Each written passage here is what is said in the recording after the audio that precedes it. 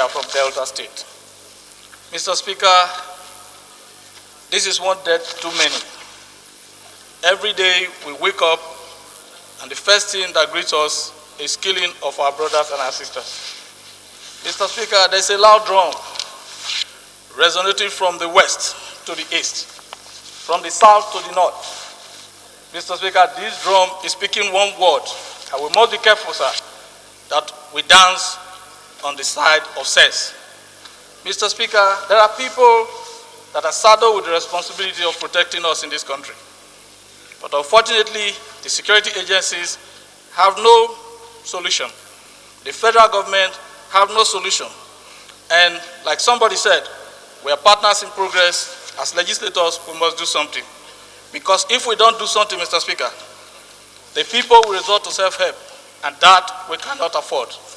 Mr. Speaker, some time ago during your inaugural speech, you told us that Nigerians are waiting. And I want to add today, Nigerians are watching. We must do something. We must speak out. We must take decisions that at times, like you said, we have to shake the table.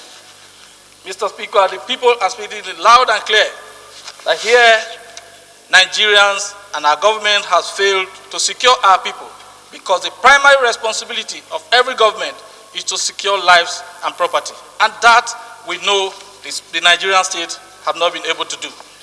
Today we are happy, we are celebrating, despite the grief, that our sister is a child of a known person. What about the Kalatuas, the small man that was killed in Abraka last week, the other man that was slaughtered in Ogara, that today nobody is talking for them.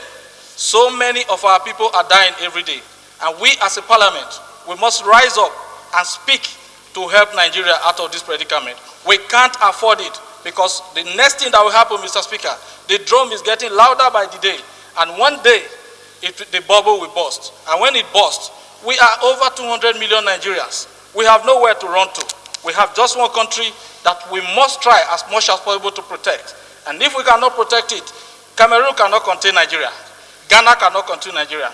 So let us know that we have one nation.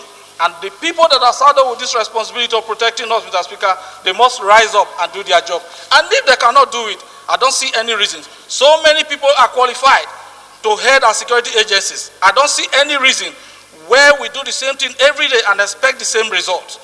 It is only somebody that is not too sound that will do the same thing and expect different results. Mr. Speaker, we need results from our security agencies. They have failed us, and they cannot continue to sit there. It is time to make a change. If one is not doing it, I am sure a lot of well-trained policemen, the police is trying, I must give it to them with the new IG, the military, there are people trained within them. They are not the best.